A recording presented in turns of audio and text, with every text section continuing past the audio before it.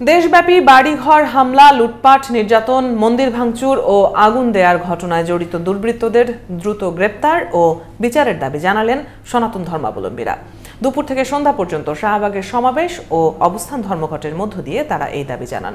প্রয়োজনে সেনাবাহিনী মোতায়েন করে হলেও এই নৈরাজ্য বন্ধের দাবি জানান তারা। ক্ষতিগ্রস্তদের সম্পদের হিসাব করে ক্ষতিপূরণ দেওয়ারও দাবি জানানো হয়। আরও জানাচ্ছেন ডলার মেহেদি। বেলা ৩টার পর শাহবাগ মোড়ে এসে জড়ো হন সনাতন ধর্মাবলম্বী হাজারো মানুষ। দেশব্যাপী হামলা নির্যাতন বন্ধের দাবিতে বাংলাদেশ সচেতন সনাতন নাগরিক, বাংলাদেশ হিন্দু জাগরণ মঞ্চ, বাংলাদেশ সাধারণ হিন্দু শিক্ষার্থী সহ নানা ব্যানারে শাহবাগে অবস্থান নিয়ে সমাবেশ করেন তারা। স্লোগানে মিছিলে জুলুম নির্যাতন বন্ধের দাবি জানান তারা। তারা অভিযোগ করেন, হাসিনা সরকারের পতনের পর দেশের বিভিন্ন জেলায় সনাতন ধর্মের মানুষের জীবনে যেন অন্ধকার নেমে আসে।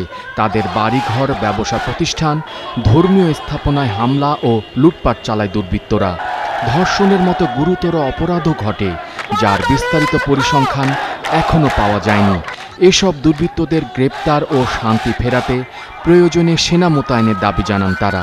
ভাঙচুর হয়েছে প্রচুর পরিমাণে, লুট হয়েছে, মানুষ এখনো পর্যন্ত পলায় বসে জঙ্গলে, তারপর হচ্ছে আপনার নদীর মধ্যে গিয়ে জলের মধ্যে পলায় বসে। এটা কোনো দেশ? আমাদের নিজেদের দেশে থেকে আমরা ভাড়া বাড়িতে থাকি, যখন যে আসে সে বের হয়ে যায়, এরকম অবস্থা নাকি আমাদের? সংখ্যালঘুরা সবাই ভালোভাবে বাঁচতে চাই, এদের স্বাধীনে সংখ্যালঘুরা জীবন দিছে।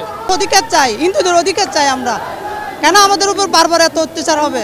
হিন্দুদের মন্দির, ঘরবাড়ি জ্বালায় পুড়াই দেওয়া হচ্ছে, যেটা আমাদের দেশ, আমাদের বাংলাদেশ, আমাদের থাকার অধিকার আছে। হতাশা প্রকাশ করে তারা বলেন, স্বাধীনতার পর থেকে দেশে যতবার সরকার পরিবর্তন হয়েছে ততবার সনাতন ধর্মাবলম্বীরা জুলুম নির্যাতনের মুখে পড়েছেন। এই অবস্থার অবসান ঘটাতে মানবাধিকার কমিশনের মতো সংখ্যালঘু সুরক্ষা কমিশন গঠনের প্রস্তাব দেন তারা। ইতিপূর্বে যে বৈষম্য বিরোধী আন্দোলন হয়েছে, সেই আন্দোলনে হিন্দু সম্প্রদায়ের লোকজন জীবন দিয়েছে, তাহলে কেন আন্দোলনের পরবর্তীতে আবার হিন্দুদের উপর আক্রমণ করা হয়? যখনই সরকার পরিবর্তন হয় তখন হিন্দুদের বাড়িঘর জ্বালানো হয়, হিন্দু নারী নির্যাতন হয়, হিন্দুর মন্দিরে আগুন দেওয়া হয়। এটা চিরকালের জন্য বন্ধ হতে হবে। আমরা বাংলাদেশের নাগরিক, আমাদের এখানে সবকালের মতো বাঁচার অধিকার আছে। 5ই আগস্ট থেকে সারা বাংলাদেশে সংখ্যালঘু সম্প্রদায়ের উপর যে অত্যাচার, নির্যাতন, অগ্নিসন্ত্রাস চলছে, যার ন্যায় বিচার হোক।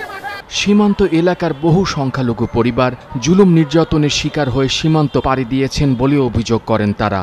অবিলম্বে তাদের দেশে ফেরার মতো পরিস্থিতি তৈরি করার আহ্বান জানানো হয়। ডলার মেহেদি, ৭১, ঢাকা।